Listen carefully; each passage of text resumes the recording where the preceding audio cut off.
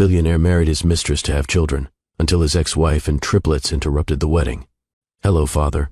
You said Mom couldn't have kids, but we're your daughters." The little girl in the middle spoke clearly. Her voice didn't shake. She pulled something from her pocket, a tiny white hospital bracelet. She placed it on the altar. Harper Callahan Brooks. Another girl stepped forward. Another bracelet. Piper Callahan Brooks. The third girl placed hers beside her sister's. Sky Callahan Brooks. 3 tiny bracelets in a row. 3 daughters. 8 years of lies collapsing in one moment. My name is Autumn Brooks. 8 years ago, I was married to Brock Callahan. When I told him I was pregnant with triplets, he told me to abort them. He said 3 children would ruin his life. When I refused, he filed for divorce and disappeared. The cathedral erupted. Guests screamed. Cameras flashed. Fiona ripped off her engagement ring and threw it at Brock. "You're a liar. This wedding is over. But let me take you back to where this story really begins. Because what happened at that altar wasn't just about one confrontation. It was about 8 years of silence. 8 years of struggle. 8 years of a mother raising 3 daughters alone while their father pretended they didn't exist. Before we dive deep into this story, I need to know you're with me. If you believe truth matters, if you've ever felt invisible, or if you think justice is worth fighting for, hit that subscribe button right now, because this story will take you on a journey. And trust me, you won't want to miss a single moment.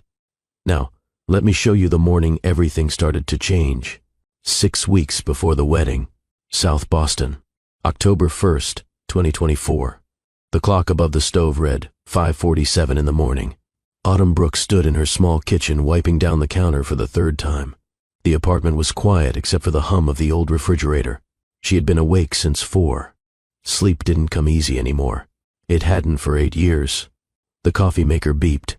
Autumn poured herself a cup in a chipped mug that said "World's Best Mom." One of her daughters had given it to her for Mother's Day 3 years ago. The apostrophe was in the wrong place, but Autumn loved it more than anything she owned. She opened her phone and checked her bank account. $47.32. Rent was due in 5 days. $1,850. She had 3 design projects due this week. If clients paid on time, she'd make it. If they didn't, she'd have to ask Carmen for help again. Her mother had already helped too much. Autumn closed the banking app and opened her budgeting spreadsheet. Groceries, $75 for the week. Gas, $30.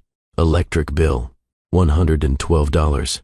She could skip buying new shoes for Sky, even though her current ones had a hole in the toe. She could make it work. She always made it work. "Mom?" Autumn turned. Harper stood in the doorway. Her auburn hair stuck up in every direction. She dragged her stuffed rabbit by one ear. At 8 years old, she looked tired. Too tired for a child. "Good morning, sweetheart." "Did I wake you?" "No." I heard the coffee maker. Harper climbed onto a kitchen stool. She was the oldest by 4 minutes. Born first. The leader from the beginning. She remembered things her sisters forgot. She asked questions Autumn didn't always want to answer. "Can we have pancakes?" "Cereal today, baby. I have 3 design deadlines this week. You always have deadlines." Autumn kissed the top of Harper's head. "I know. I'm sorry." "It's okay, Mom. I wasn't really asking." Harper's voice was matter-of-fact, understanding. She had learned not to ask for things they couldn't afford. That broke Autumn's heart more than anything. Autumn pulled out a box of cereal and poured it into a bowl. She sliced half a banana and divided it between 3 bowls. 1 for each daughter. She'd eat the other half herself. Maybe, if she had time. "Go wake your sisters. We need to leave in 40 minutes. Harper slid off the stool and disappeared down the narrow hallway. Autumn heard her knocking on doors. The apartment had 2 bedrooms, 1 bathroom, a kitchen barely big enough for 2 people. The walls were thin. Autumn could hear her neighbor's television through the wall every night. She could hear their arguments, their laughter, their lives. The carpet was old and stained. The apartment came furnished with a couch that sagged in the middle and a coffee table with water rings. But Autumn kept it clean. She scrubbed the bathroom every Sunday. She vacuumed twice a week. She washed the windows once a month. This was their home. Small and worn, but theirs. Piper and Sky stumbled into the kitchen together. Identical in almost every way. Piper was quiet, thoughtful. She always carried a book. Currently, it was a dog-eared copy of Charlotte's Web from the library. Sky was wild, joyful. She sang constantly, made up songs about breakfast and sunshine and the neighbor's cat. Morning, Mama. They climbed onto stools beside Harper. 3 auburn-haired girls in matching pajamas Carmen had bought them last Christmas. 3 pairs of green eyes. 3 versions of the same face. Autumn's daughters. Her everything. She poured milk over their cereal and set the bowls in front of them. They ate quickly. Autumn made their lunches while they finished breakfast. 3 peanut butter sandwiches. 3 small bags of pretzels. 3 apples. She wrote their names on brown paper bags with a marker. Harper, Piper, Sky. Okay, girls. Go get dressed, school clothes, and brush your teeth. They scattered. Autumn heard water running. Heard them arguing over who used whose toothbrush. Heard Sky singing a song about bubble gum. Normal morning sounds. Chaotic and beautiful. Autumn changed out of her pajamas into jeans and a sweater. She pulled her hair into a ponytail. No time for makeup. She looked in the bathroom mirror and saw a stranger. 34 years old, but looking 40. Dark circles under her eyes. Lines across her forehead. She looked exhausted because she was exhausted. At 7 o'clock, there was a knock on the door. Autumn opened it. Carmen Martinez stood in the hallway, 62 years old with silver-streaked hair and sharp eyes. She wore a coat, even though October in Boston wasn't that cold yet. She always wore a coat. She said it made her feel prepared. Good morning, mija. Carmen hugged her daughter tightly. She smelled like the jasmine perfume she'd worn for 30 years. The scent meant safety to Autumn. It meant home. You look tired. I worked until 2 last night finishing a logo design. You work too much. I need rent money more than I need sleep, Mama. Carmen frowned. She had this conversation with Autumn every week. She wanted Autumn to sue Brock for child support. She had wanted it for 8 years. But Autumn always said no. She didn't want to fight. She didn't want confrontation. She just wanted to move forward. The girls ran into the kitchen. They shouted in unison, Abuela. They crashed into Carmen like small hurricanes. She laughed and hugged each one. My beautiful girls. Are you ready for school? Yes. Sky shouted loudest. Harper helped her sisters find their backpacks. She made sure Piper had her library book. She made sure Sky had her homework folder. 8 years old and already taking care of everyone. Come on, girls, get in the car. Autumn grabbed her purse and keys. She looked around the apartment one more time. Toys scattered on the floor, dishes in the sink, drawings taped to the refrigerator, a picture Piper drew of their family. 4 figures. Autumn and 3 girls. No father in the picture. There never had been. The car was a 10-year-old sedan with a dent in the back door from a parking lot accident 2 years ago. The engine made a rattling noise when Autumn started it. She needed to take it to a mechanic, but mechanics cost money. Money she didn't have. She drove carefully through South Boston. Morning traffic was building. Mason sat in the front seat. Logan and Tyler sat in the back. Wait, wrong names. Harper sat in the front seat. Piper and Sky sat in the back. Mom, can we get pizza tonight? Sky's voice was hopeful. Not tonight, baby. Maybe this weekend. You always say this weekend. That was Harper. Her voice had an edge, not quite angry but frustrated. Because this weekend I get paid. Be patient. Autumn tried to keep her voice light. Tried not to let them hear the stress underneath. She dropped the girls off at their elementary school 6 blocks from their apartment. She watched them walk through the front doors. Harper held Sky's hand. Piper walked between them. 3 girls in a world that didn't always make space for them. Autumn waited until they were inside. Then she drove to the coffee shop where she worked 3 mornings a week. It wasn't much. $15 an hour plus tips. But it was steady, and the owner let her take home day-old pastries for the girls. She worked the morning rush, made lattes and cappuccinos, smiled at customers who didn't look at her, cleaned up spilled sugar, and wiped down tables.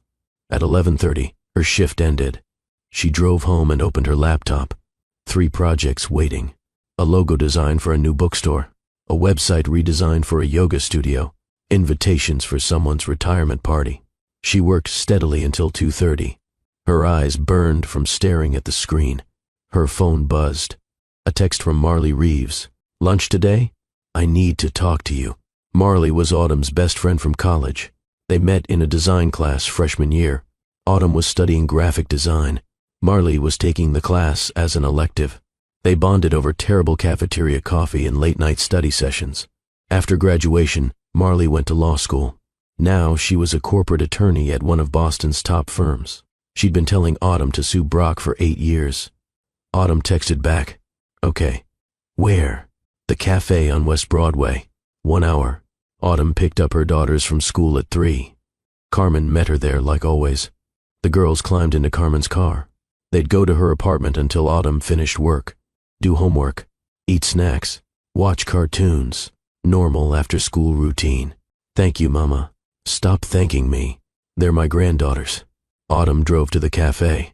It was a small place with mismatched furniture and local art on the walls. Marley was already there. She sat in a corner booth wearing a designer suit. Her dark hair pulled into a sleek bun. She looked polished, professional, everything Autumn used to imagine she'd become. "You look exhausted." Marley didn't waste time on pleasantries. Always the charmer. Autumn slid into the booth across from her. "I'm serious, Autumn. When was the last time you slept a full night?" "I don't remember." "This can't continue. You're going to burn out." "I don't have a choice. 3 kids don't feed themselves." Marley pulled out her phone. She didn't say anything, just turned the screen toward Autumn. It was an Instagram post, a photo of a couple holding champagne glasses, both smiling, both beaming. The man was Brock Callahan. Older now, gray touching his temples, but the same face Autumn used to love. The woman was blonde, beautiful, young. The caption read, "She said yes. Can't wait to marry my soulmate and start our family. #engaged. #new beginnings." Autumn stared at the screen. Her stomach dropped. Her hands started shaking. "When?" Marley's voice was gentle. "Posted 3 days ago." Autumn couldn't look away from the photo. Brock looked happy, genuinely happy. The kind of happiness she remembered from when they first met. Before the pregnancy, before the ultimatum, before he walked away. "There's more." Marley scrolled to another post. A wedding invitation. "Brock Callahan and Fiona Montgomery invite you to celebrate their marriage at Holy Trinity Cathedral, Boston. Saturday, October 21st at 2 in the afternoon." 4 weeks away. Autumn felt like she couldn't breathe. Brock was getting married, starting over, building a new life, and he was doing it by pretending she and their daughters didn't exist. Look at Fiona's profile. Marley scrolled to the woman's Instagram. A post from 3 months ago. "So grateful to have found a man who wants children as much as I do. My ex said I was too focused on my career, but Brock celebrates my ambition and wants a big family." Autumn read it twice. 3 times. "He told her you were barren." Marley's voice was quiet but firm. "Probably. It's his pattern. Erase you. Erase the girls. Make himself the victim. But Autumn, you can stop this. You can make him face the truth." "How?" "Sue him for child support. Show up at his wedding. Bring the girls. Let everyone see what he's been hiding."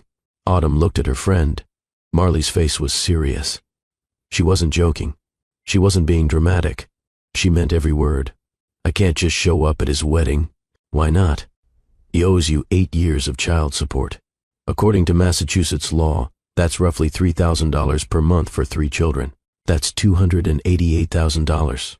Plus interest. We're talking over $300,000. The number was so large it didn't feel real. He'll never pay that. He doesn't have a choice. We have documentation. Birth certificates, hospital records, text messages where he told you to abort. He can't deny those girls are his. Any judge will rule in your favor." Autumn's mind was racing. $300,000. She could pay off debt, move to a better apartment, save for the girls' college, work less, be present more. But showing up at his wedding? What if it backfires? What if people think I'm bitter? Some people will think that no matter what you do. But Autumn, the truth matters. Fiona deserves to know who she's marrying. Your daughters deserve to be acknowledged. And you deserve justice. The girls don't want to see him. Have you asked them? Autumn was quiet. She hadn't asked. She'd assumed. For 8 years, she'd protected her daughters from Brock's rejection by keeping him out of their lives completely. They knew they had a father. They knew he left, but they'd never met him, never seen a photo, never heard his voice. Let me think about it. Think fast. The wedding is in 4 weeks. That night, after the girls were asleep, Autumn sat in her small living room. She opened her phone and looked at Brock's Instagram again. She scrolled through his photos, pictures of him at business events, pictures of him and Fiona at restaurants, at the beach, at charity galas. He looked successful, happy, unburdened. She clicked on his bio. Real estate developer, future husband, ready to start a family. Ready to start a family. Autumn felt rage rise in her chest, hot and familiar. She'd pushed it down for so long, focused on survival, on her daughters, on getting through each day. But now, it was back, burning. He already had a family. 3 daughters. 3 beautiful, smart, funny daughters. And he'd erased them, told the world they didn't exist. She found the text messages. She'd saved them all. She didn't know why. Maybe she'd always known she'd need them someday. This is too much. 3 babies? Are you insane? You need to terminate. I can't do this. If you keep them, I'm out. I mean it. Stop calling me. We're done. 8 years old. These messages were 8 years old. But reading them felt like yesterday. The pain was fresh. The betrayal sharp. Autumn looked at photos on her phone. Pictures of her daughters. Harper's first day of school. Piper's art show. Sky's dance recital. Moments Brock missed. Moments he chose to miss. She thought about every double shift. Every late rent payment. Every time she'd cried alone in her room because she didn't know how she'd make it through another month. And Brock was getting married. Standing in front of people. Pretending to be a good man. Autumn made a decision. She called Marley. It was almost midnight, but Marley answered on the second ring. I want to do it. Do what? File for child support. Go to the wedding. Bring the girls. All of it. Are you sure? I'm sure. He called me barren. He erased our daughters. He's going to stand in front of everyone and lie. I'm done protecting him. Okay, come to my office tomorrow. We'll start the paperwork. Marley. Yeah? Thank you. You don't need to thank me. This is what friends do. Autumn hung up. She looked around her small apartment, at the worn furniture, the stained carpet, the drawings on the refrigerator. This was her life, built from nothing, built alone. Tomorrow she'd start fighting back.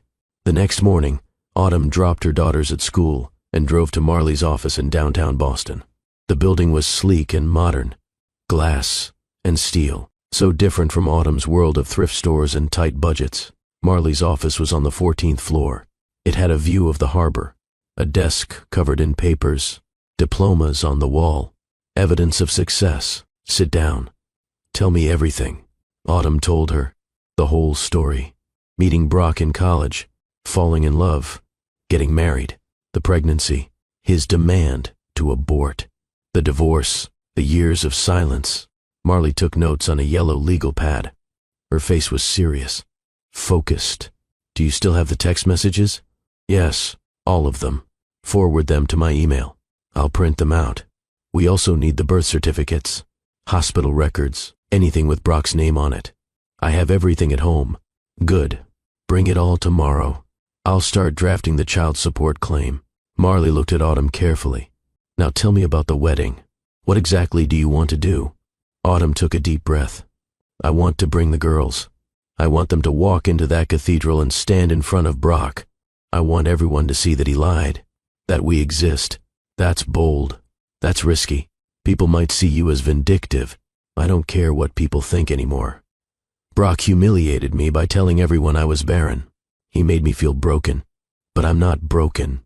I have 3 daughters. His daughters. Marley nodded slowly. Okay, if you're sure about this, I'll support you. But you need to prepare the girls. They need to understand what's happening. I know. I'll talk to them tonight. That evening, Autumn made spaghetti for dinner, the girls' favorite. She waited until they finished eating. Then she asked them to sit with her in the living room. They sat on the couch. Harper on one end, Sky on the other, Piper in the middle. Three girls looking at their mother with serious faces. I need to talk to you about something important. Autumn's voice was steady even though her heart was racing. You know you have a father named Brock Callahan. You've never met him because he left when I was pregnant with you. Harper spoke first. Why did he leave? Autumn chose her words carefully. He wasn't ready to be a father. He was scared. So he left. That's not fair. Harper's voice was angry, mature beyond her years. No, it's not fair. And I think it's time for your father to know that. What do you mean? That was Piper. Quiet. Worried. Your father is getting married in 3 weeks. I want us to go to his wedding. I want you to meet him, and I want him to see what he's been missing. Sky looked confused. Will he be happy to see us? I don't know, baby. Probably not. But this isn't about making him happy. This is about telling the truth. Harper sat up straighter. What do we have to do? You'll wear matching dresses. You'll walk into the church together, and you'll stand in front of your father. That's all. I'll do the talking. The girls were quiet, processing. Autumn watched their faces, saw confusion, fear, but also something else. Determination. I want to do it. Harper spoke first, always the leader. Me too. Piper's voice was small but firm. Me too. Sky looked at her sisters, then at her mother. I'll do it too. Autumn felt tears in her eyes. She pulled her daughters into a hug. I'm so proud of you, all of you. Over the next 3 weeks, Autumn prepared. She found 3 white dresses at a consignment shop in Cambridge. Simple, elegant. She bought them for $85. It was more than she wanted to spend, but this was important. Carmen helped with alterations. She hemmed Piper's dress, let out Sky's waist, made sure Harper's fit perfectly. She worked quietly, sewing by hand in Autumn's living room. Are you sure about this, Mia? Yes, Mama. I'm sure. People will judge you. Let them. Carmen looked at her daughter, saw something she hadn't seen in years. Strength, confidence, fire. Then I support you, whatever you need. Autumn and the girls practiced, walking in formation, holding hands, moving together. They practiced in the apartment hallway. Harper in the middle, Piper on the left, Sky on the right. Walk slowly. Don't be scared. I'll be right behind you. The girls practiced until their steps synchronized, until they moved as one unit. Autumn found their hospital bracelets. She'd kept them in a small wooden box in her closet. 3 tiny white bracelets. Each one said Baby Girl Callahan. Each one had a date, May 15th, 2017. She held them in her palm. So small, so fragile, evidence of 3 lives Brock tried to erase. Meanwhile, Marley filed the child support claim. She submitted evidence, text messages, birth certificates, hospital bills, bank statements showing 8 years of 0 payments. The lawsuit is ready. I can serve it to Brock tomorrow if you want. No. Serve it at the wedding. After I speak. You're sure? I'm sure. 3 days before the wedding, Autumn received a letter in the mail. Not from Brock, from his mother. The envelope was cream-colored. Expensive paper. Lorelei Callahan's name embossed on the back. Autumn opened it with shaking hands. Dear Autumn, I trust this letter finds you well. I'm writing to inform you that Brock is getting married on Saturday. As his mother, I want to ensure there are no disruptions to this joyous occasion. I understand you may harbor resentment about the end of your marriage. However, I ask that you respect Brock's new beginning. He has moved on. Perhaps it's time you do the same. If you have any outstanding matters to discuss, please contact our family attorney. Respectfully, Lorelei Callahan. Autumn read the letter twice. Then she laughed. Actually laughed. The audacity, the absolute audacity. She showed the letter to Marley. She's worried you're going to cause problems. She should be. The night before the wedding, Autumn couldn't sleep. She lay in bed staring at the ceiling. Her mind wouldn't stop. Tomorrow she'd walk into that cathedral. Tomorrow, her daughters would meet their father. Tomorrow, the truth would come out. What if it didn't work? What if Brock denied everything? What if people blamed her? At 2 a.m, Carmen found her awake, sitting at the kitchen table, staring at nothing. Mija, what's wrong? I'm scared, Mama. Carmen sat down across from her daughter. Of course you're scared. What you're doing tomorrow is terrifying. But you're also brave. What if I'm making a mistake?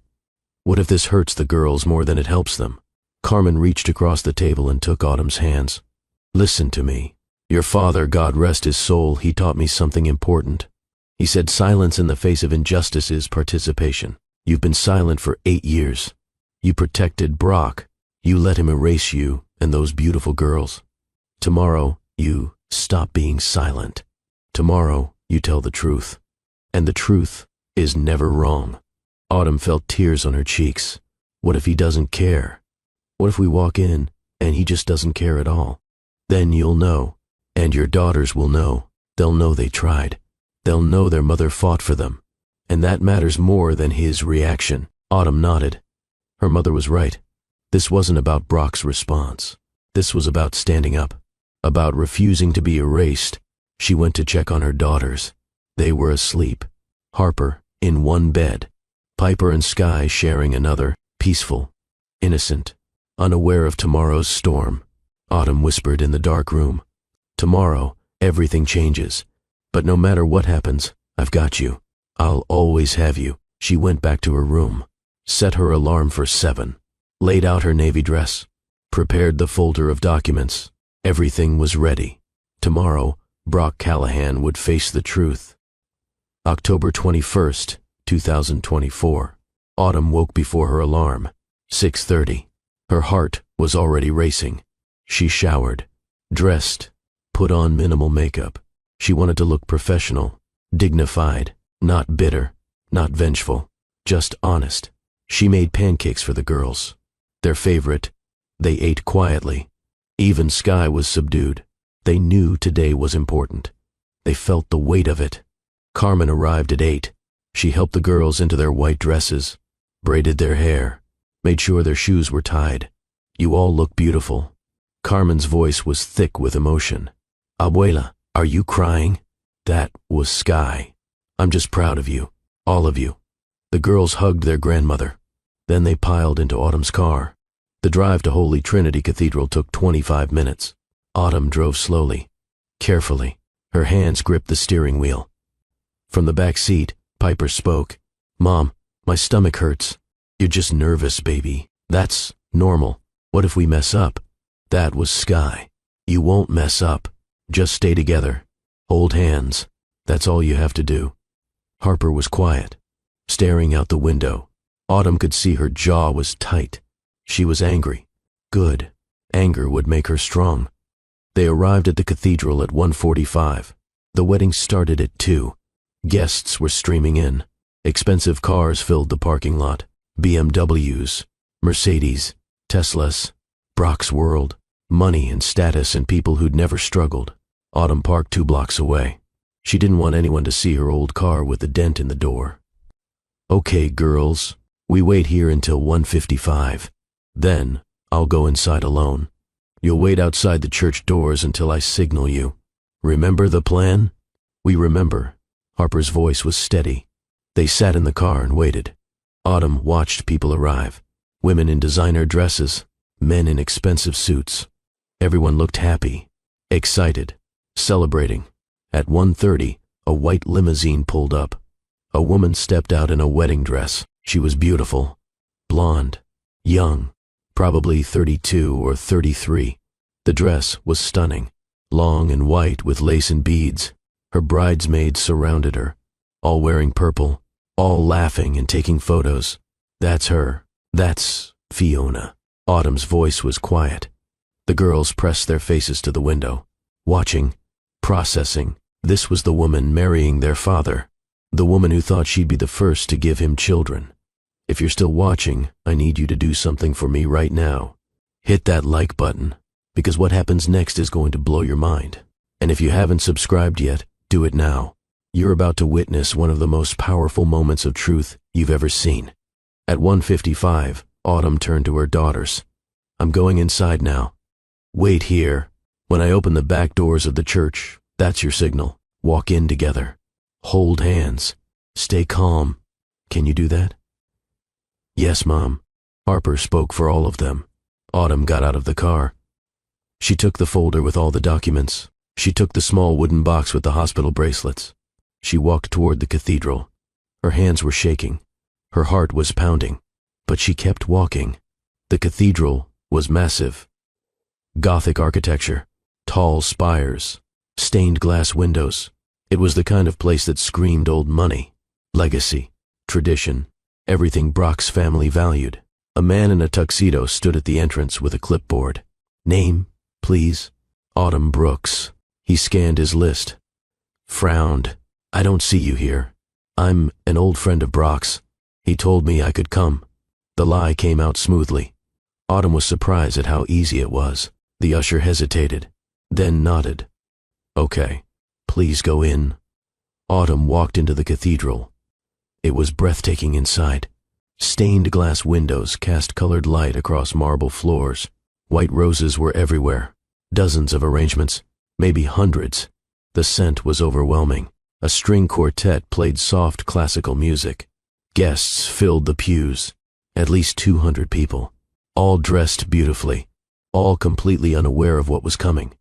Autumn walked to the back row. She sat on the left side.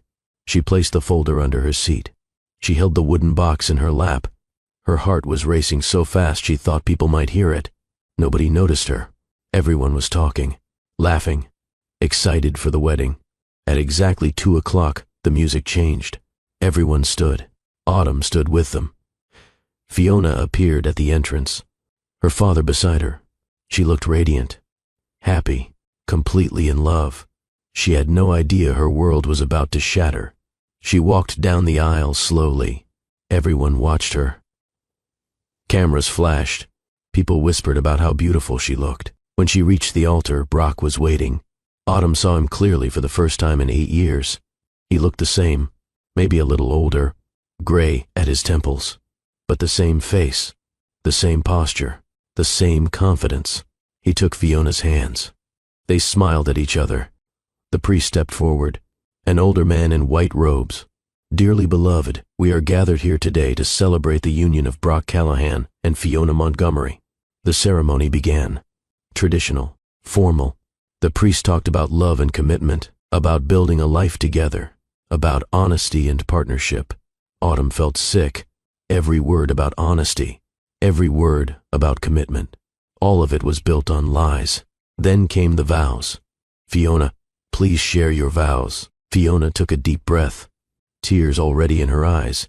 Brock, you're my dream come true. You're honest, kind, and devoted.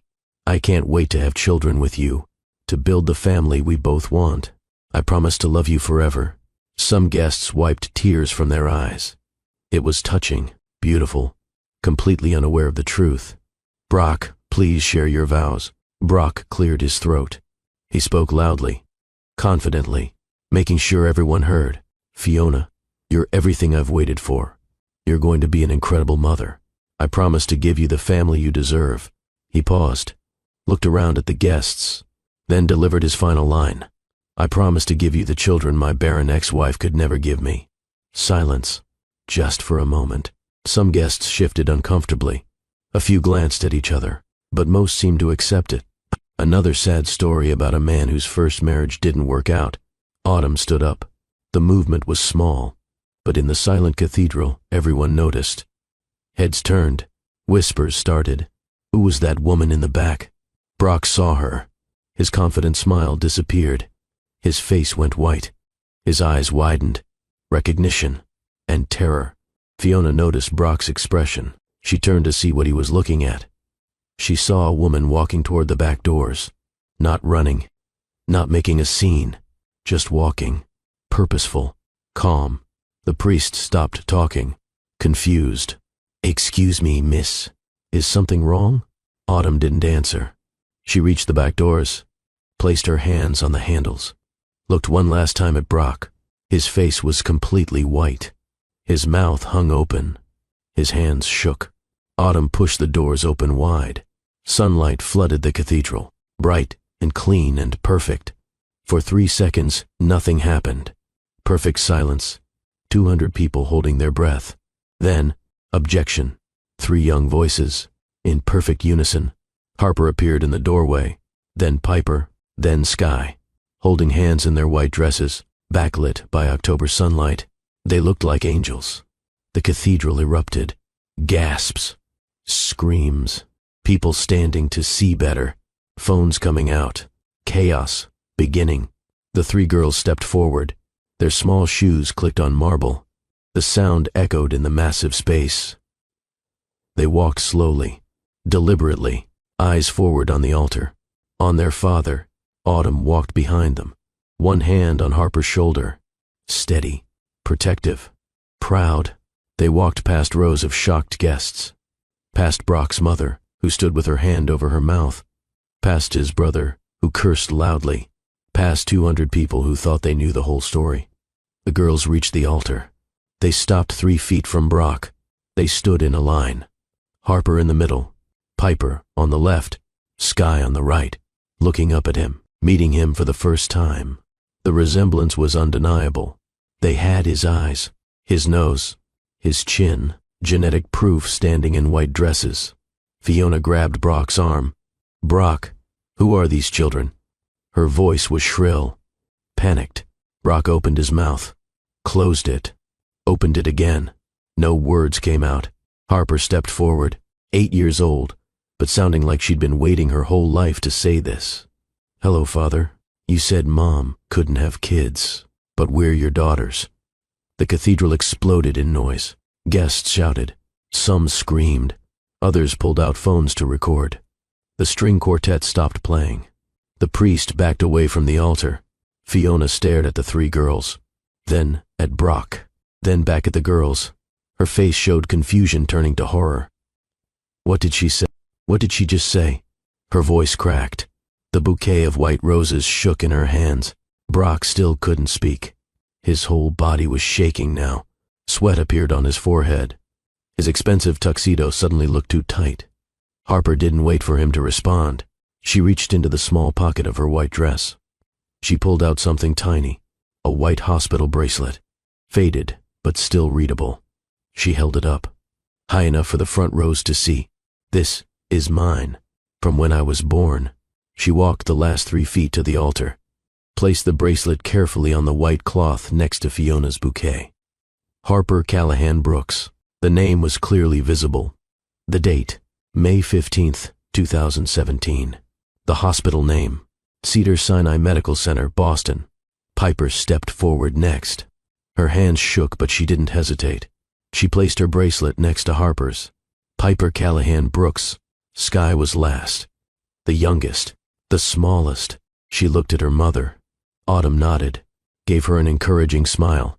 Sky walked to the altar on unsteady legs, placed her tiny bracelet next to her sister's. Sky Callahan Brooks. 3 hospital bracelets in a row. 3 daughters. Irrefutable evidence. Lorelei Callahan stood up from the front pew. She was Brock's mother, 65 years old, wearing a lavender suit and an expensive hat. She'd been smiling moments ago. Now her face was pale. "Brock, who are these children?" Her voice cut through the chaos. Commanding, demanding answers. Brock finally found his voice. It came out as a whisper. "I don't. This isn't."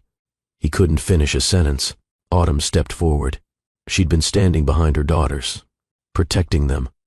Now she moved beside them, placed her hands on Harper and Sky's shoulders. She spoke clearly, calmly, making sure every person in that cathedral heard her. "My name is Autumn Brooks. 8 years ago, I was married to Brock Callahan. We lived in Boston. I worked as a graphic designer. Brock worked in real estate. We were trying to start a family." The cathedral went quiet. People stopped shouting. Everyone wanted to hear this. In November of 2016, I got pregnant. When I went to the doctor for my first ultrasound, we discovered I was carrying triplets, 3 baby girls. I was overjoyed. I thought Brock would be too. Autumn's voice remained steady. No anger, no bitterness, just facts. But when I told him, he wasn't happy. He told me 3 children would ruin his life. He told me to terminate the pregnancy. When I refused, he filed for divorce and disappeared. Fiona made a sound, something between a gasp and a sob. She stepped away from Brock. No, this can't be true." Autumn pulled papers from her folder, held them up. These are text messages Brock sent me in November 2016. I saved all of them. She read out loud. Her voice never wavered. This is too much. 3 babies? Are you insane? You need to terminate. I can't do this. If you keep them, I'm out. I mean it. Stop calling me. We're done. Each message landed like a bomb. Guests gasped. Some people stood up to see the papers. Others started talking loudly. Brock's brother Nathan stood up from the second row. Brock, tell me this isn't true. His voice was furious. Brock looked at his brother, looked at his mother, looked at Fiona, looked at the 3 girls staring up at him. He said nothing. Autumn continued. She pulled out more papers. These are the birth certificates for Harper, Piper, and Sky. All 3 list Brock Callahan as the father. She held them up. Several guests in the front rows could see Brock's name clearly printed. These are hospital records from May 15, 2017, the day they were born.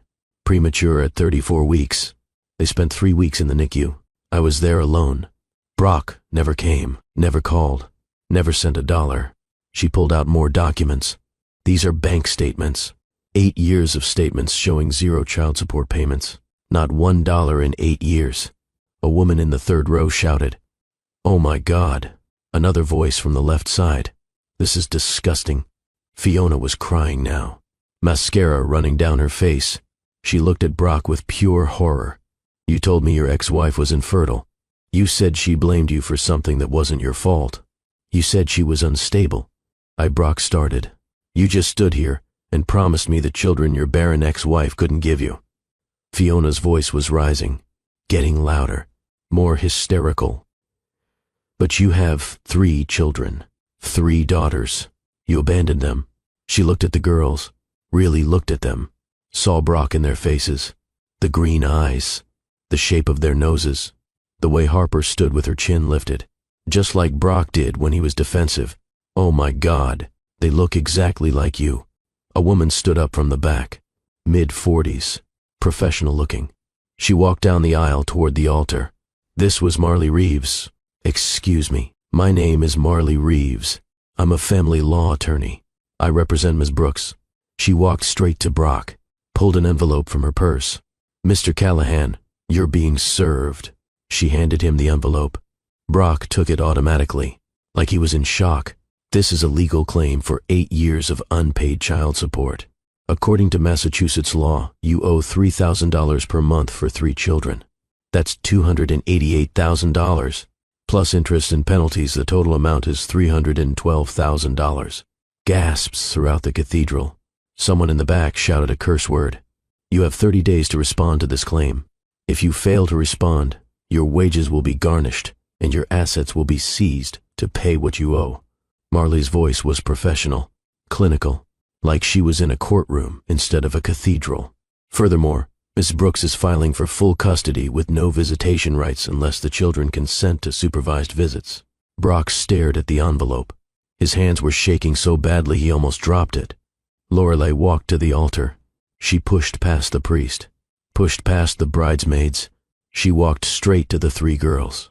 She knelt down, looked at them closely, saw her son in their faces, saw her late husband in Harper's eyes, saw her own mother in the shape of Piper's mouth.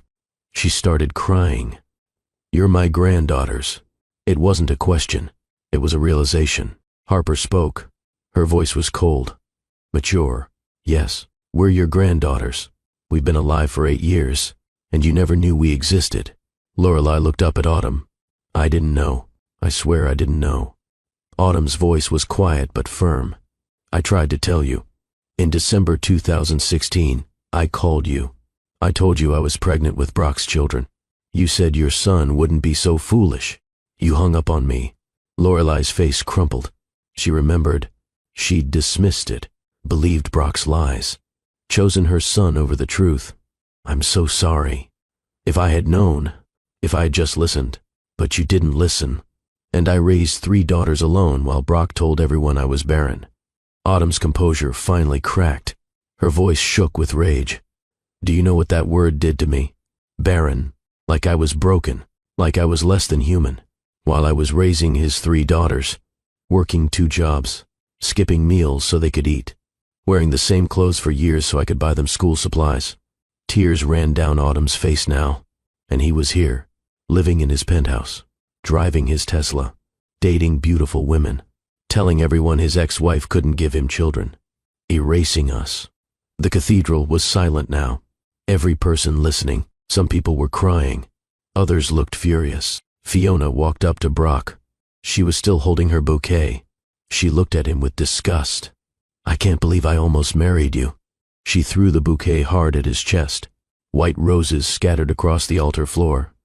"You're a coward, you're a liar, and you're a terrible father." She ripped off her veil, threw it on the ground. "This wedding is over. We're done. Forever."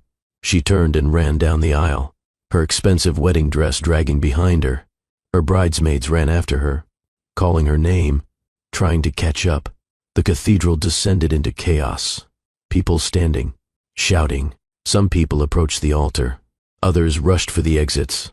Nathan, Brock's brother, walked to the altar. He looked at his brother with pure contempt. "You have 3 daughters, and you never told anyone." "I was young. I didn't know what to do." Brock's voice was weak. "You were 28 years old. You were working for Dad's company. You weren't a kid. You were a grown man who abandoned his children." Nathan looked at the 3 girls. "I'm your Uncle Nathan. I'm so sorry. I didn't know about you." He looked at Autumn. "What can I do? How can I help?" Autumn was surprised. She hadn't expected support from Brock's family. "I don't need anything from you. I just needed the truth to come out." Nathan nodded. He turned back to Brock. "You disgust me." He walked away, headed for the exit. Lorelei stood up. She tried to compose herself, wiped tears from her face. "Autumn, please. Can we talk? Can I get to know my granddaughters?" Autumn looked at the older woman, saw genuine remorse, genuine grief, but also saw 8 years of absence. "That's not my decision. It's theirs." She looked down at Harper, Piper, and Sky. "Girls, this is your grandmother Lorelei. She's your father's mother. Do you want to talk to her?" Harper spoke for all of them. "No, not today." Lorelei's face fell, but she nodded. "I understand, but please, when you're ready, I would like to know you, all of you." She pulled a card from her purse, handed it to Autumn. "My personal number. Call me anytime. Please." Autumn took the card, put it in her folder, said nothing.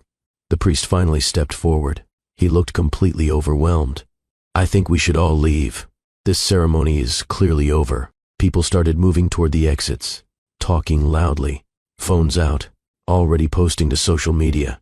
Autumn took her daughter's hands. "Come on, girls. We're going home."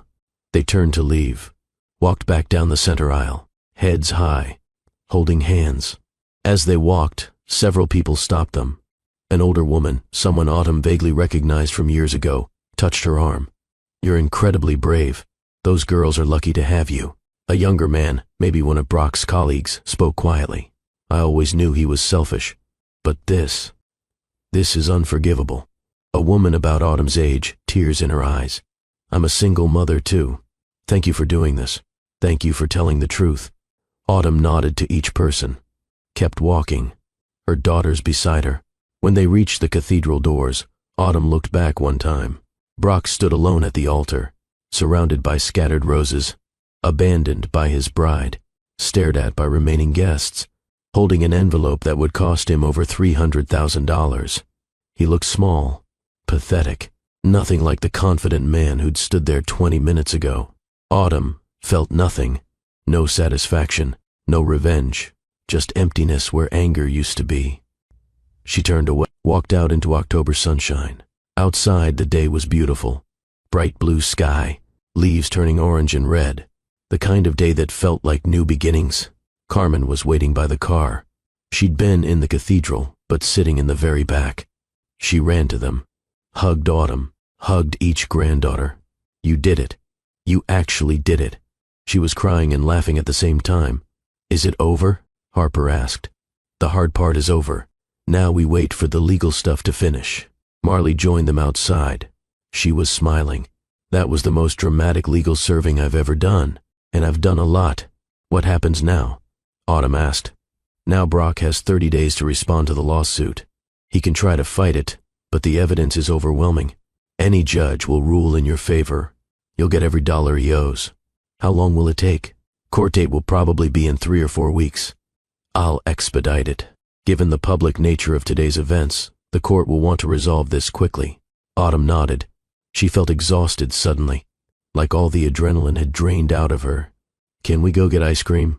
Sky's small voice broke the tension. Everyone laughed. Even Autumn. Yes, baby. We can absolutely get ice cream.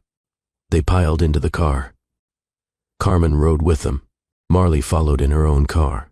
They drove to a small ice cream shop in South Boston, the kind of place with checkered floors and a jukebox in the corner. The girls ordered sundaes with extra whipped cream. Autumn got a small vanilla cone. Carmen got nothing, said she was too emotional to eat. They sat in a booth by the window. The girls ate their ice cream and slowly returned to normal, laughing, making messes, being kids again.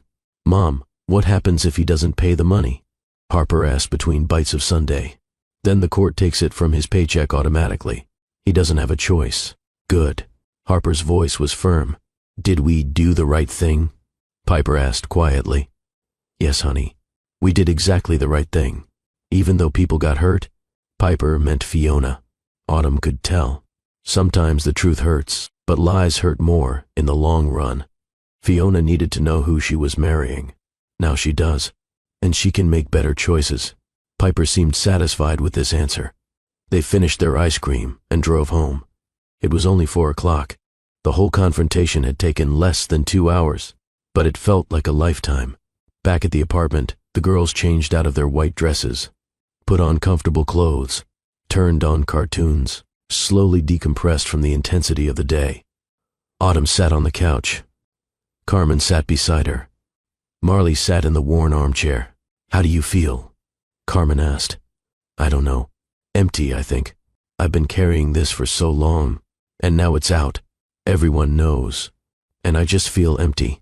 That's normal. You'll process it over the next few days. But Autumn, you should be proud. What you did today took incredible courage. Marley's voice was gentle. Autumn's phone started buzzing. Text messages coming in rapid fire. She looked at the screen. Messages from old friends. People she hadn't talked to in years. Oh my God, I just saw the video. You're a hero. I can't believe Brock did that to you. Is there anything you need? Video. Someone had posted video. Autumn opened Instagram, searched for Brock's name, found dozens of posts, videos from different angles, the girls walking down the aisle, Autumn speaking, the hospital bracelets on the altar, Fiona throwing her bouquet, hashtags, barren ex-wife, Brock Callahan exposed, wedding crashed, justice served. The videos had thousands of views already. Comment sections on fire. This man is disgusting. Those girls are so brave. The mom is a hero. I hope he pays every penny. Single moms everywhere are cheering right now. Autumn showed her phone to Marley. It's going viral. Good. Public pressure will make it harder for Brock to fight the lawsuit, and it'll make other deadbeat parents think twice. Autumn scrolled through comments. Most were supportive. Some were harsh. She's bitter. She should have moved on. Using the kids for revenge is wrong. This is between adults. Leave the kids out of it. Autumn felt a twist in her stomach. She'd known some people would judge her, but reading it still hurt. Don't read the negative comments. Focus on the support. Carmen took the phone from her daughter's hands. Your mother's right. There will always be people who judge, but you know the truth. Your daughters know the truth. That's what matters. That evening, after Carmen went home and Marley left, Autumn made dinner for her daughters. Simple pasta with butter and Parmesan. They ate together at their small kitchen table. Mom, are we going to be famous? Sky asked. No, baby. People will forget about this in a week. We're just going to keep living our normal lives. But everyone saw us. That was Harper, her voice uncertain. Yes, they saw us tell the truth. They saw us stand up for ourselves. And now we move forward. Do we have to see Dad again? Piper's quiet question hung in the air. Not unless you want to. The judge said you get to choose. So you three will decide. When you're older, or maybe never. It's completely up to you. All three girls spoke at once. Never. Autumn smiled sadly. Okay. Then never. After dinner, Autumn put the girls to bed. Read them a story. Tucked them in. Kissed their foreheads. I'm proud of you. All of you. You were so brave today. Love you, Mom. 3 sleepy voices. Love you too. So much. Autumn went to her own room. Changed into pajamas. Lay in bed. Stared at the ceiling. Her phone buzzed one more time. A text from an unknown number. We need to talk. She didn't need to ask who it was. She knew. Brock. After 8 years of silence, he wanted to talk. Autumn stared at the message for a long time. Her first instinct was to delete it. Block the number. Pretend she never saw it. But she was done running. Done hiding. Done being silent. She typed a response. Talk to my lawyer. She hit send. Then she blocked the number. She put her phone on her nightstand. Turned off the light. Closed her eyes. For the first time in 8 years, Autumn Brooks slept through the night. The next morning, Autumn woke to her phone ringing. She grabbed it without looking at the screen. 7:30 in the morning. She'd overslept. The girls would be late for school. Hello? Autumn. It's Marley. Have you seen the news? What news? Turn on your TV. Channel 5. Autumn stumbled out of bed. Went to the living room. Turned on the small television she'd bought at a yard sale 3 years ago. Channel 5 was already doing a morning news segment. A perfectly styled news anchor sat at a desk. Behind her, a photo of Holy Trinity Cathedral. Our top story this morning. A Boston billionaire's wedding was interrupted yesterday when his ex-wife and 3 daughters he allegedly abandoned crashed the ceremony. The dramatic confrontation was caught on video and has gone viral overnight with over 2 million views. The screen cut to shaky phone footage. The cathedral. The girls walking down the aisle. Autumn's voice speaking clearly. My name is Autumn Brooks. 8 years ago, I was married to Brock Callahan. The footage showed the hospital bracelets being placed on the altar, showed Fiona throwing her bouquet, showed chaos erupting. The anchor continued.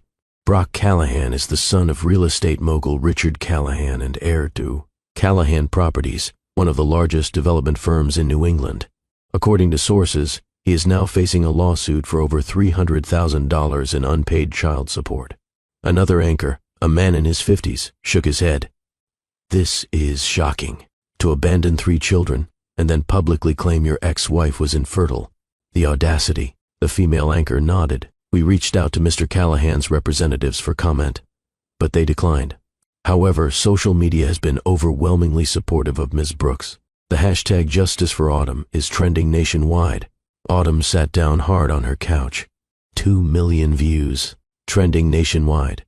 This was supposed to be about telling the truth to the people at that wedding. She never imagined it would go this far. Marley? Yeah? This is bigger than I thought. I know. My phone has been ringing non-stop. News stations want interviews. Talk shows want you as a guest. There's even a producer from a streaming service asking about your story rights. I don't want any of that. I figured. I've been declining everything. But Autumn, this attention isn't necessarily bad. It puts pressure on Brock, makes it harder for him to fight the lawsuit. Public opinion is completely on your side. What about the girls? What if this affects them at school? I'll handle it. I'll call the principal. Make sure the teachers are aware and can protect them from any unwanted attention. Carmen appeared in the doorway. She let herself in with the spare key Autumn had given her years ago. She was already dressed, already ready to help. Mia, I saw the news. Are you okay? I don't know, Mama. This is all happening so fast. The girls woke up, stumbled into the living room still in their pajamas. Harper saw the TV, saw footage of herself walking down the cathedral aisle. Mom, we're on TV. Her voice was shocked. I know, baby. The video from yesterday went viral. What does viral mean? Sky asked. It means a lot of people saw it. Millions of people. Millions? Piper's eyes went wide. Autumn turned off the TV. She knelt down in front of her daughters. Listen to me. Today at school, some kids might have seen the video. They might ask you questions. You don't have to answer anything you don't want to. If anyone bothers you, tell your teacher immediately. Okay? Okay. 3 uncertain voices. And remember, what we did yesterday was right. We told the truth. Some people might not understand, but we know what really happened. And that's what matters. Are we in trouble? Piper asked quietly. No, honey. You're not in trouble. You're brave. All of you. Autumn got the girls ready for school, made breakfast, packed lunches, tried to maintain normalcy even though everything felt surreal. When they arrived at school, the principal was waiting outside. Mrs. Patterson, a kind woman in her 60s who had always been supportive. Ms. Brooks, can I speak with you for a moment? Of course. The girls ran ahead to their classrooms. The principal walked Autumn to her office. I saw what happened yesterday. I want you to know the school supports you completely. I've already spoken with the girls' teachers. We'll make sure they're protected from any harassment or unwanted questions. Thank you. I was worried about how this would affect them. Children can be cruel, but they can also be remarkably understanding. I think you'll be surprised by how supportive their classmates are. The principal was right. When Autumn picked up the girls that afternoon, Harper reported that 3 kids in her class said her mom was cool. Piper said her art teacher told her she was brave. Sky said a boy in her class asked if she wanted to play at recess and she said yes. They seemed okay. Better than okay. They seemed lighter somehow, like a weight had been lifted.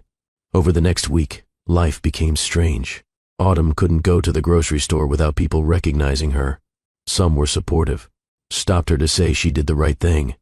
Others stared, whispered, judged. She stopped reading comments online, stopped watching news coverage, focused only on her daughters and preparing for court.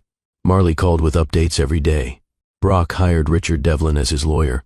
He's expensive and aggressive. They're going to fight this. Let them fight. We have evidence. They're claiming Brock didn't know the girls existed, that you never told him about the birth. That's a lie. I have text messages proving he knew I was pregnant. I know. I'm just warning you.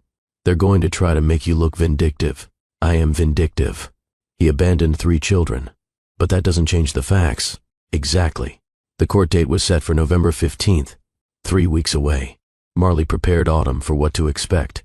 The questions Brock's lawyer would ask. The way they'd try to twist her words. They'll ask why you waited 8 years. Why you showed up at his wedding.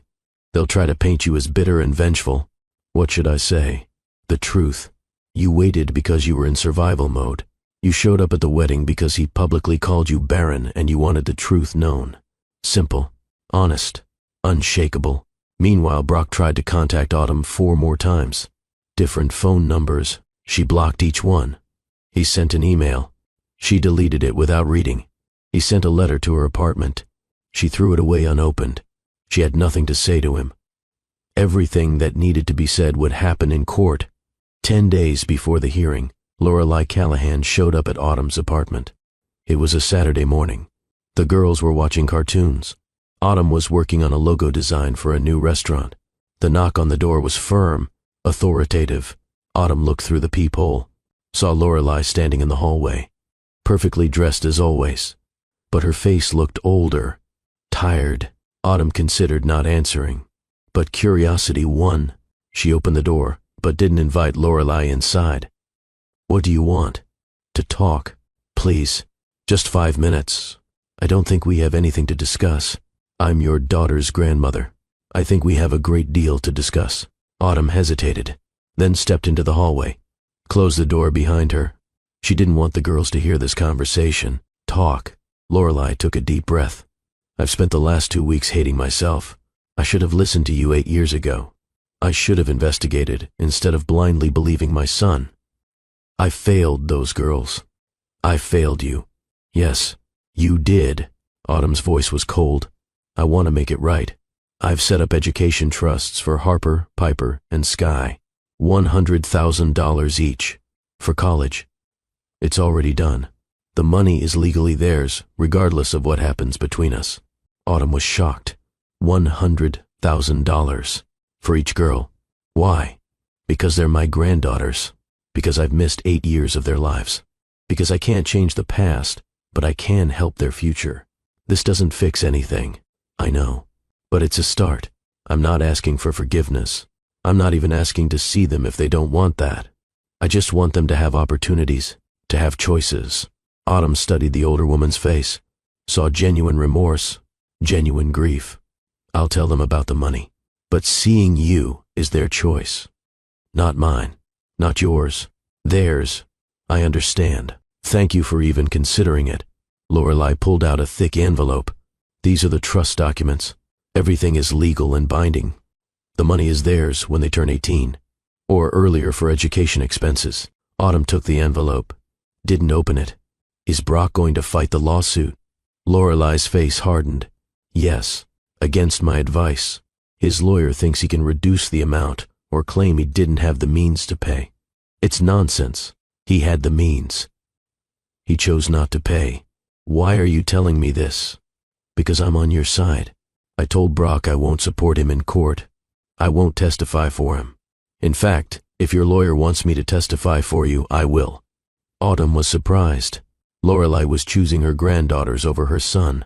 Why would you do that? Because what Brock did is unforgivable. I raised him better than this. His father would be ashamed. I'm ashamed. Lorelei's voice cracked. I lost my husband 5 years ago. Richard died never knowing he had 3 granddaughters.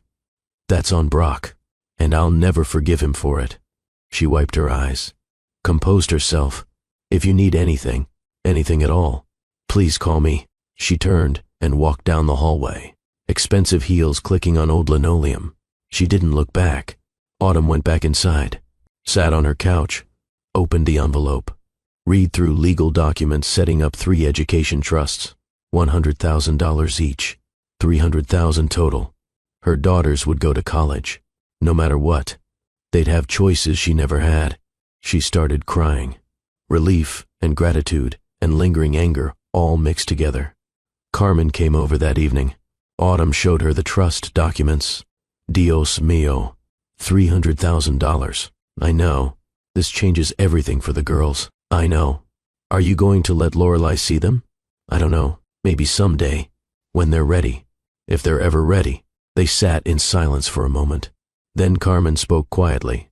You're allowed to forgive her, you know. Forgiving doesn't mean forgetting. It doesn't mean what she did was okay. It just means you're not carrying that weight anymore. I'm not ready yet, Mama. That's okay too. The days before the court hearing dragged by. Autumn was nervous. Couldn't eat. Couldn't sleep. Couldn't focus on work. Marley came over 3 days before the hearing. Brought a stack of papers. Let's do a practice run. I'll ask you the questions Devlin will probably ask. You answer like you're in court. They sat at Autumn's kitchen table. Carmen took the girls to the park to give them privacy.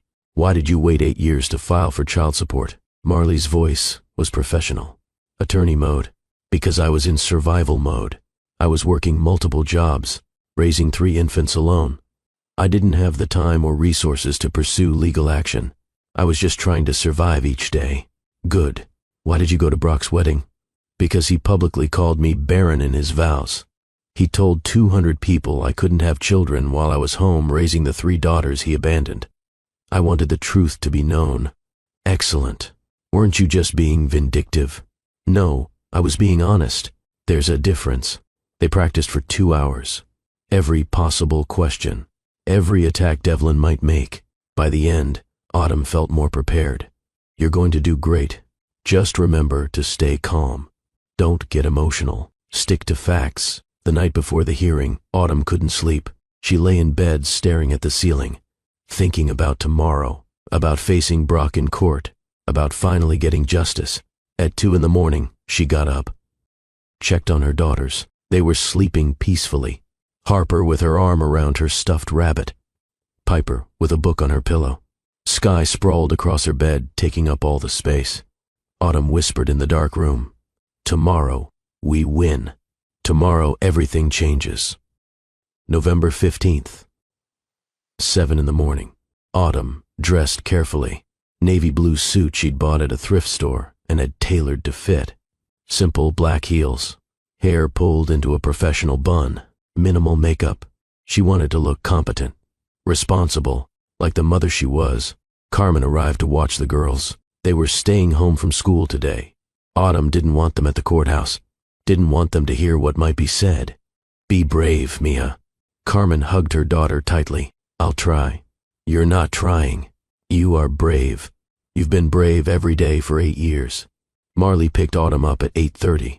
The courthouse was downtown, a gray building that looked exactly like what it was, a place where justice happened. Or didn't. They went through security, took the elevator to the 4th floor. Family court. The hallway was filled with people. Other cases. Other families fighting their own battles. Courtroom C. They went inside. It was smaller than Autumn expected. Wooden benches. A judge's bench at the front. An American flag in the corner. Fluorescent lights that made everything look slightly sickly. Brock was already there, sitting on the other side of the room with his lawyer Richard Devlin. Brock wore an expensive suit. His hair was perfectly styled. But he looked tired, dark circles under his eyes. He'd lost weight. He saw Autumn. Their eyes met for the first time since the wedding. Autumn felt nothing. No anger. No sadness. Nothing. He was just a man who owed her money. She sat down with Marley. They organized their documents. Waited. At 9 o'clock exactly, the bailiff spoke. All rise. The Honorable Judge Sophia Patterson presiding. Everyone stood. The judge entered. She was in her late 50s, African American, stern face but kind eyes. She wore black robes and carried a thick folder. Please be seated. Everyone sat. Judge Patterson opened her folder. Read for a moment. Then looked up. We're here today regarding the case of Brooks versus Callahan. Ms. Brooks is seeking 8 years of unpaid child support for 3 minor children. Mr. Callahan is contesting the claim. She looked at Marley. Counselor Reeves, please present your case. Marley stood, professional and confident. Your Honor, this is a straightforward case. Brock Callahan is the biological father of 3 daughters, Harper, Piper, and Sky Brooks, born May 15, 2017. He has paid 0 child support for 8 years. We are seeking the full amount owed under Massachusetts law. She approached the bench, handed documents to the judge. We have extensive evidence. Birth certificates listing Mr. Callahan as father, hospital records, text messages from Mr. Callahan acknowledging the pregnancy, bank statements showing 0 payments. Judge Patterson reviewed the documents carefully. Mr. Devlin, how does your client respond? Richard Devlin stood. He was in his 60s, silver hair, expensive suit, the kind of lawyer who made $500 an hour. Your Honor, my client does not deny biological paternity. However, we contest the amount owed and the circumstances of this claim. On what grounds? Mr. Callahan was not aware that children had been born. Ms. Brooks never informed him. Therefore, he cannot be held responsible for support during a period he didn't know they existed. Autumn felt anger flash through her. He knew. He absolutely knew. Marley was already responding. That's categorically false, Your Honor. We have text messages from November 2016, where Mr. Callahan acknowledges Miss Brooks is pregnant with triplets. We have proof he was served divorce papers listing her as pregnant. He knew. She handed more documents to the judge. Judge Patterson read them. Her expression darkened. Mr. Devlin, these text messages clearly show your client knew about the pregnancy. In fact, they show him demanding Miss Brooks terminate. Devlin looked uncomfortable. Your Honor, knowing about a pregnancy and knowing about live births are different things. My client assumed Ms. Brooks had followed through with the termination. Assumed? Judge Patterson's voice was sharp. Based on what information? Did he call to confirm? Did he follow up in any way? Devlin had no good answer. Judge Patterson looked at Brock directly. Mr. Callahan, please stand. Brock stood. He looked nervous. Did you know your ex-wife was pregnant with triplets in November 2016? Yes, Your Honor. Did you tell her to terminate the pregnancy? Brock hesitated. I suggested it as an option. These text messages say more than suggest. They say, and I quote, "You need to terminate. I'm not doing this. If you keep them, I'm out." Brock's face reddened. I was young. I was scared. I didn't know what else to do. You were 28 years old. You had a steady job. You were hardly a child. Did you ever follow up to see if she went through with the termination? No, Your Honor. Did you ever call to ask if the babies were born? No, Your Honor. Did you ever pay a single dollar toward their care? No, Your Honor. Why not? I thought she had handled it. Handled it how? Brock didn't answer. Judge Patterson's voice was cold now. You thought she terminated. But you never confirmed. You divorced her while she was pregnant. You blocked her number. You moved cities. You made it impossible for her to contact you. Is that accurate? Yes, Your Honor. And in the 8 years since, you never once wondered if those children existed? Brock was silent. Answer the question, Mr. Callahan. I tried not to think about it. You tried not to think about 3 children who might be alive. Children who are biologically yours. Children who might need support. Yes. The courtroom was silent. Judge Patterson looked disgusted.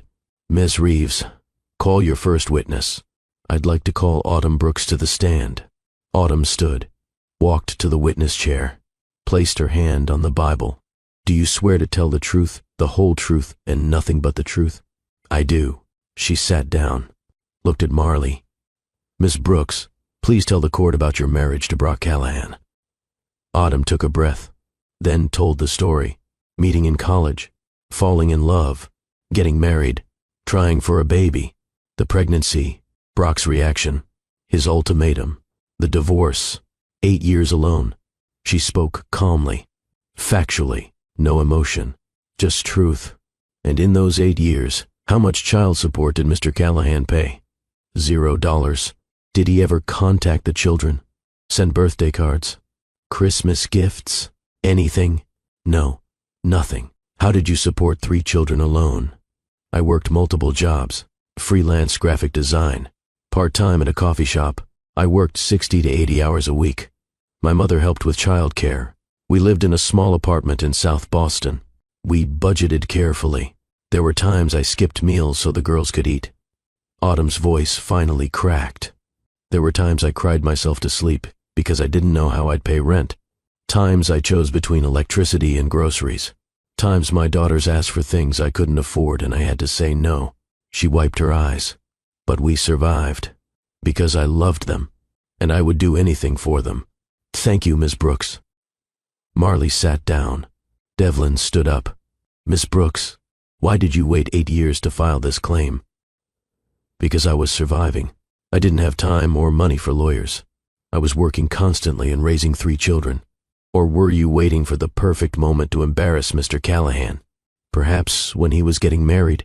Autumn's voice turned cold. I filed the claim because he called me barren in front of 200 people.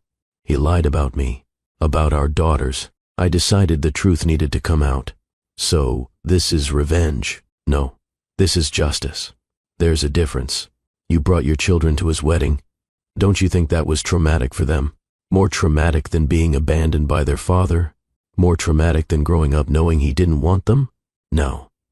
I think seeing their mother stand up for truth taught them something important. Devlin tried several more angles. Tried to make Autumn look vindictive. Tried to suggest she'd kept the girls from Brock. Tried to reduce the amount owed. Nothing worked. Autumn remained calm. Stuck to facts. Unshakable. Finally, Devlin sat down. I have no further questions. Judge Patterson looked at her notes. I'd like to speak with one of the children. Is Harper Brooks available? Marley stood. Your Honor, the children are not present. Ms. Brooks wanted to shield them from these proceedings. I understand.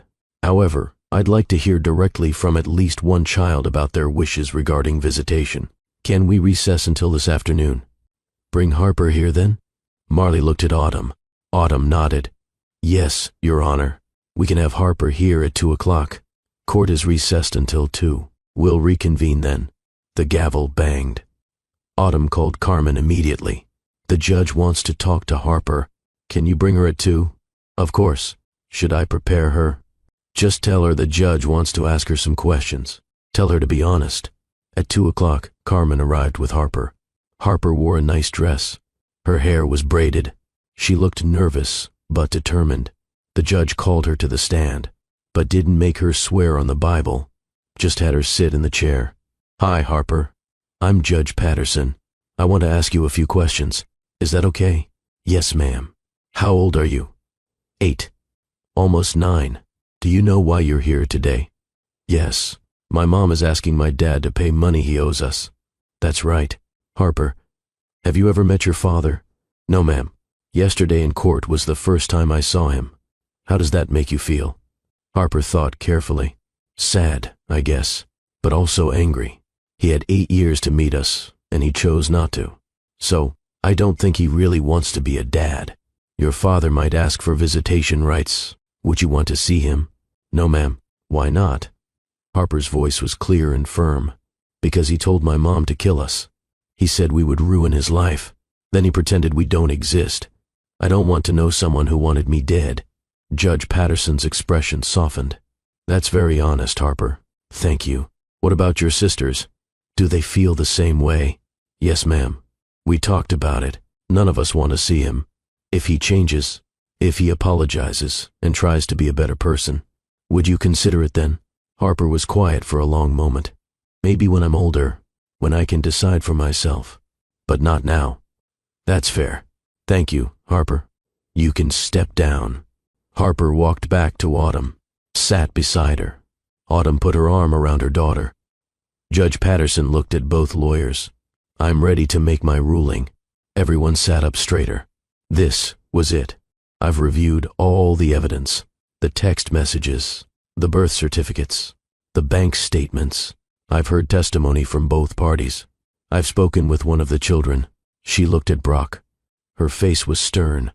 Mr. Callahan, I find your behavior reprehensible. You demanded your wife terminate a pregnancy. When she refused, you abandoned her. You paid nothing for 8 years.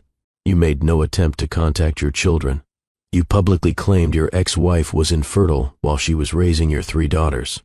This is one of the most callous cases of parental abandonment I've seen in 20 years on this bench. Brock looked at the floor. Miss Brooks, I find your claim completely justified. In fact, I find it generous. The judge pulled out a calculator, calculated numbers. Under Massachusetts law, child support for 3 children from a parent earning, Mr. Callahan's income should be $4,000 per month, not $3,000. You actually undercharged. Marley smiled. My ruling is as follows. Mr. Callahan owes 8 years of back support at $4,000 per month. That's $384,000, plus interest at 5% annually. Total amount owed is $421,000. Autumn gasped. $421,000. Additionally, Mr. Callahan will pay ongoing child support of $4,000 per month until all 3 children reach age 18. Furthermore, Mr. Callahan will pay Ms. Brooks's legal fees. All of them. Finally, Mr. Callahan's request for visitation is denied. The children have clearly expressed they do not wish to see him. He may petition for supervised visitation in 1 year if he can demonstrate consistent support payments and genuine interest in the children's welfare. But visitation will only be granted if all 3 children consent. She looked at Brock one more time. Mr. Callahan, you have 30 days to begin payment of the back support. The full amount can be paid over 5 years. Payments will be automatically garnished from your wages. If you fail to pay, your assets will be seized. Do you understand? Brock's voice was barely audible. Yes, Your Honor. This court is adjourned. The gavel banged. Final and definitive. Autumn sat frozen. She'd won. Completely won. $421,000. Plus $4,000 a month. Plus legal fees. She started crying. Marley hugged her. Carmen hugged her. Harper hugged her. We won, Mom. We actually won. Yes, baby. We won. Outside the courthouse, reporters were waiting. Cameras, microphones, questions shouted from every direction. Miss Brooks, how do you feel about the ruling? What do you want to say to other single mothers? Will you let Brock see his daughters? Marley stepped forward. Miss Brooks has no comment at this time. Please respect her privacy. They pushed through the crowd, got to Marley's car, drove away. In the car, Autumn finally let herself feel it. Relief, joy, gratitude, justice. $421,000. Her daughters would have everything they needed. She could work less, be present more. They could move to a better apartment, save for college, have choices. She called Piper and Sky. Carmen put them on speakerphone. We won, girls. We won everything. Yay, Mom. 2 excited voices. What does that mean? That means your father has to pay what he owes. That means we'll have enough money. That means things are going to get easier. Can we get pizza tonight? Sky asked. We can get pizza every night this week if you want. Everyone laughed. That evening, Autumn took her daughters to their favorite pizza place, Tony's. the one with checkered tablecloths and photos of Italy on the walls. They ordered a large pepperoni pizza, breadsticks, root beer, dessert, things Autumn usually said were too expensive. The girls ate happily. Autumn watched them, her 3 miracles, her reasons for everything. "Mom, what happens now?" Harper asked. "Now we live our lives. We move to a bigger apartment. You girls can take classes you want. Music lessons, art classes, whatever interests you. We won't have to worry about money as much. Will Dad try to see us?" "I don't know. But if he does, you 3 get to decide." The judge said, "You have that power. You're in control." "Good." Harper's voice was firm. 3 weeks later, the first payment arrived. $7,000. The beginning of the back support payments. Autumn stared at her bank account. She'd never seen that much money at once. She paid off her credit cards. All of them. Paid off medical bills from the girls' births. Bills she'd been carrying for 8 years. She bought the girls new winter coats. Real ones from a department store, not thrift shop ones. She took them to a bookstore and let them each pick 3 books. Watched their faces light up. She started looking at apartments. 3 bedrooms. In better neighborhoods. Places with parks nearby and good schools. By Christmas, they'd moved. A bright apartment with big windows. The girls each got their own bedroom. Autumn had an office for her design work. They decorated together. Painted walls. Hung pictures. Made it a home. On Christmas morning, there were presents under the tree. Not expensive things, but thoughtful things. Art supplies for Piper. Books for Harper. A karaoke machine for Sky. Things Autumn would never have been able to afford before. Watching her daughters open presents, seeing their joy, Autumn felt peace. If you're watching this and you've made it this far, I want you to do something. I want you to share this video with someone who needs to hear it. Someone who's fighting alone. Someone who thinks standing up for truth is too hard. Someone who needs to be reminded that justice is real. Hit that share button right now and drop a comment telling me what this story meant to you. Your words matter. Your story matters. February 2025. 4 months after the court ruling, Autumn sat in her new living room. The girls were at school. The apartment was quiet. She opened her laptop to check her bank account.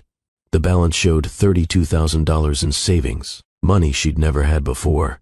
Safety, security, options. Her phone rang. Unknown number. She answered cautiously. "Hello?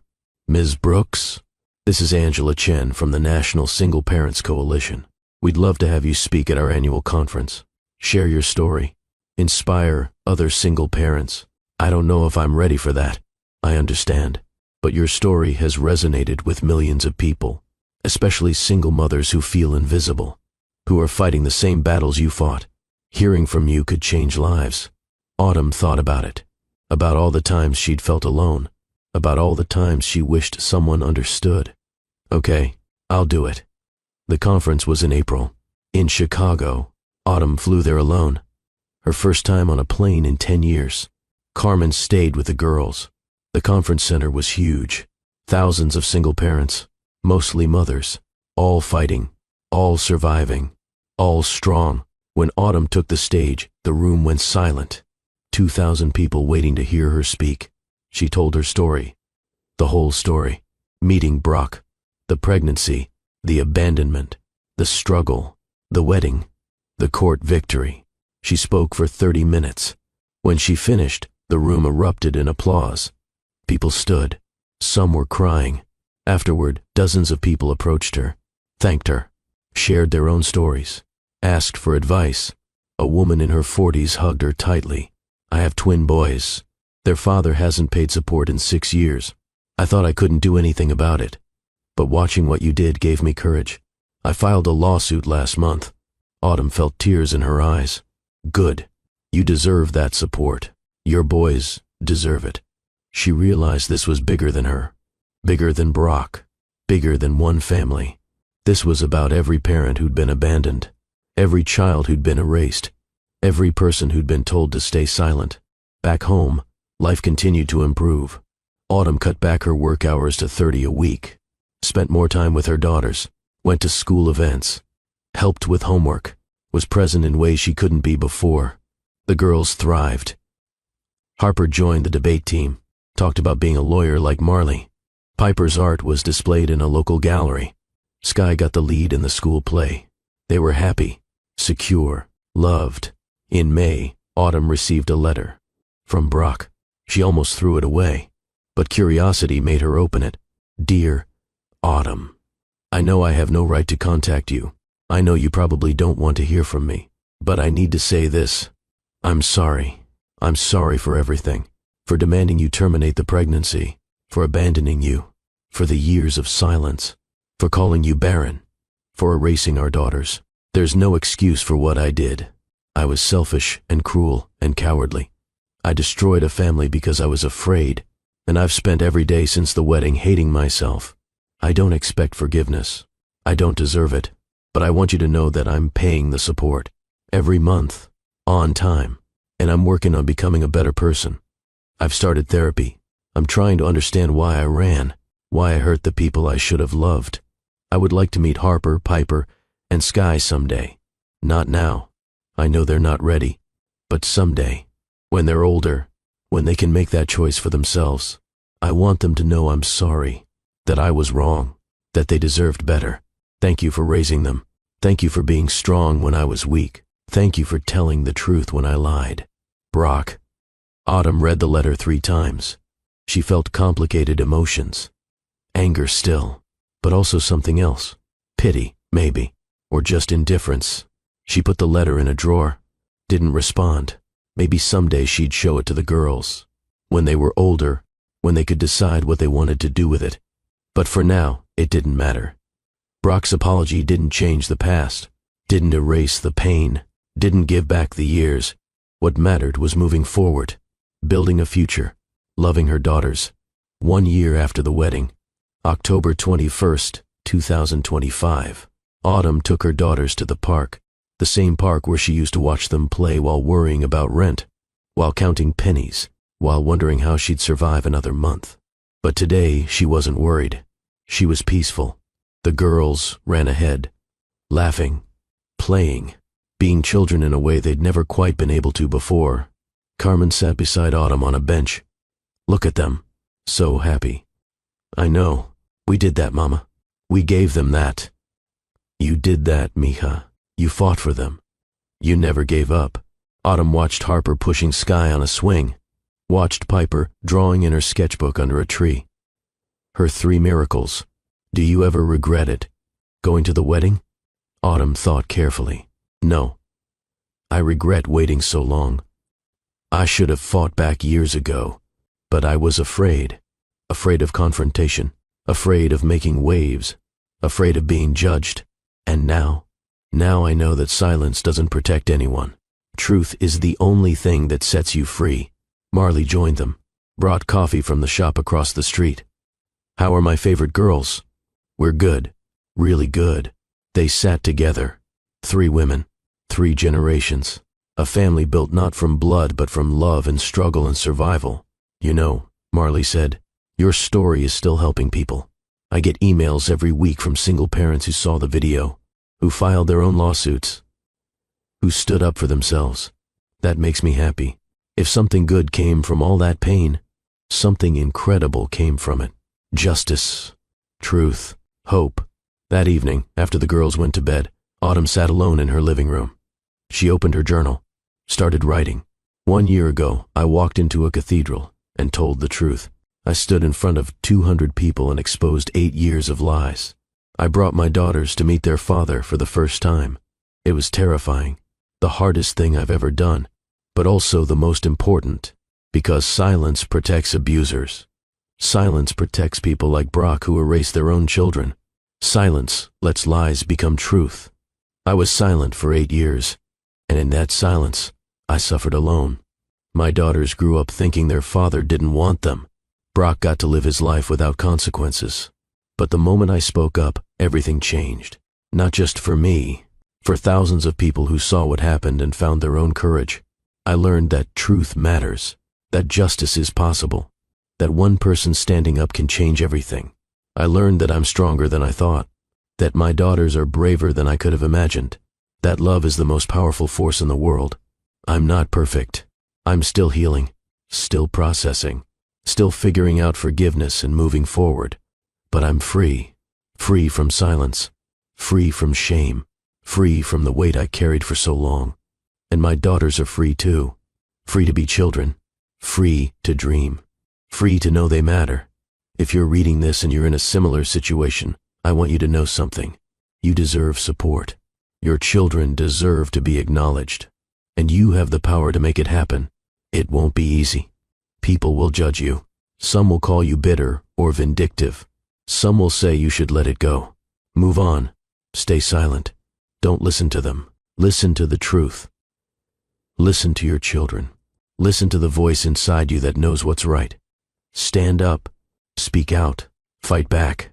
Because you're worth fighting for. Your children are worth fighting for. And truth is always worth fighting for. 1 year ago, I was exhausted and broke and afraid. Today, I'm still tired sometimes. But I'm also proud, happy, free. And that's worth everything. Autumn closed her journal, looked around her apartment, at the photos of her daughters on the walls, at the art Piper made, at the books Harper read, at the toys Sky played with.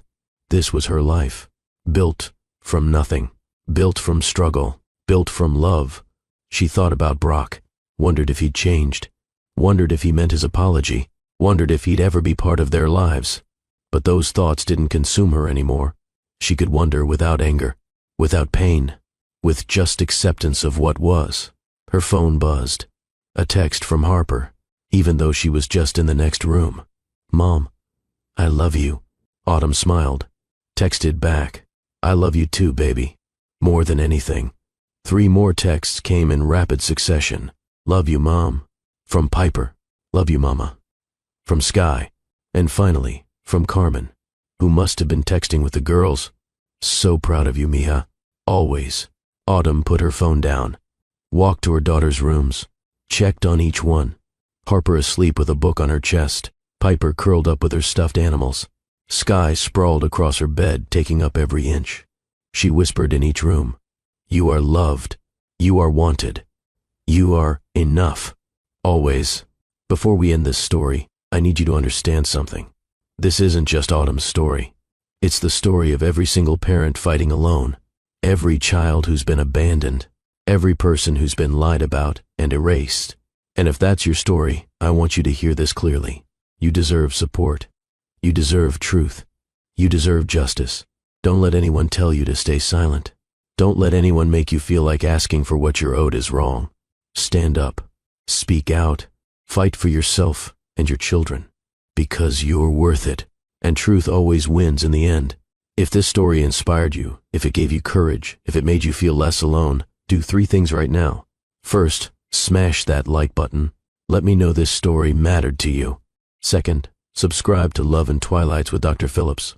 Every week I bring you stories of real people, real struggles, and real victories. Stories that remind us we're not alone. Stories that inspire us to be brave. Third, share this video. Share it with a single parent who needs hope. Share it with someone fighting for justice. Share it with anyone who needs to be reminded that truth matters. And drop a comment. Tell me your story. Tell me how this made you feel. Tell me what you'd do in Autumn's situation. Your voice matters. Your story matters.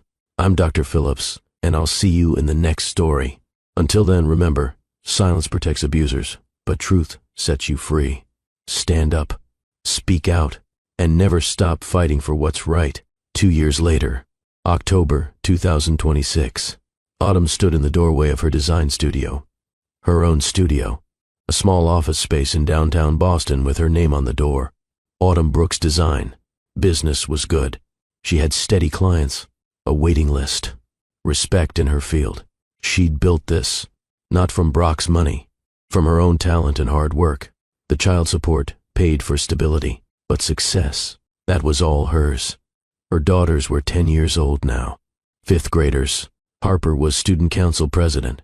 Piper had artwork in a citywide exhibition. Sky was learning piano. They still didn't want to see Brock. He'd been paying support consistently for 2 years, never missed a payment, sent cards on birthdays. The girls threw them away, unopened. Maybe someday they'd change their minds. Maybe not. It was their choice, and Autumn respected that. Lorelei had become part of their lives, slowly, carefully. Sunday dinners once a month, gifts on holidays, a grandmother trying to make up for lost time. The girls were cautious with her, but warming, building trust. Autumn had learned that forgiveness wasn't a single moment. It was a process. Some days she felt generous, other days she felt angry. Both were okay. What mattered was that she and her daughters were thriving, living full lives, free from the weight of secrets. The viral video from the wedding had over 10 million views now. Autumn never watched it. Didn't need to. She'd lived it. That was enough. But she heard from people constantly. Messages from single parents who'd filed their own lawsuits, who'd stood up to ex-partners, who'd found their own courage. That made everything worth it. Knowing her pain had helped others. Knowing her truth had made space for other truths. She was writing a book. A publisher had approached her, offered a contract. The book would tell her full story, would include resources for single parents, would be part memoir, part guide. She was calling it Truth Over Silence. It would publish next year. She'd donate half the proceeds to single-parent organizations, help other families the way she wished someone had helped her. Life wasn't perfect. The girls still had hard days. Days when they asked why their father didn't want them. Days when they felt different from other families. But they also had good days. Most days were good days, filled with laughter and art and music and love. And Autumn had learned something important. You don't need perfect. You just need real. Real love, real truth, real connection. That's enough. More than enough. On the second anniversary of the wedding crash, Autumn took her daughters back to Holy Trinity Cathedral. Not to go inside, just to stand outside. This is where we told the truth, where we stood up for ourselves, where everything changed. The girls looked at the massive cathedral, remembered that day, how scared they were, how brave they had to be. Would you do it again? Autumn asked. Harper answered first. Yes, absolutely yes. Piper nodded. Me too. Sky grinned. It was kind of fun. Everyone was so shocked. They all laughed. Autumn put her arms around her daughters. I'm so proud of you three. You're the bravest people I know. We learned it from you, Mom. They stood there for a moment. 4 women. A family. Unbreakable. Then they turned and walked away. Back to their car. Back to their lives. Back to their future. Because the truth had set them free, and they were never going back. The end. But also the beginning, because every day was a new beginning. Every day was a choice. To be honest, to be brave, to be free. And Autumn Brooks chose freedom. Every single day. Her daughters would too, because she'd shown them how. Shown them that truth matters. That standing up changes everything. That love always wins. This is the legacy she'd leave them. Not money, not things, but courage, truth, strength, and that was worth more than anything Brock's child support could ever buy. So if you're watching this and you're struggling, if you're raising children, alone, if you're fighting battles no one sees, remember Autumn's story. Remember that you're not alone, that truth is powerful, that justice is possible, that standing up matters. You are enough. You are strong. You are worthy. And your story deserves to be told. Stand up. Speak out. Change your world. Because if Autumn could do it, so can you. Truth over silence. Always. This has been Love and Twilights with Dr. Phillips. Thank you for watching. Thank you for listening. Thank you for believing that truth matters. Until next time, be brave. Be honest. Be free. And never, ever give up.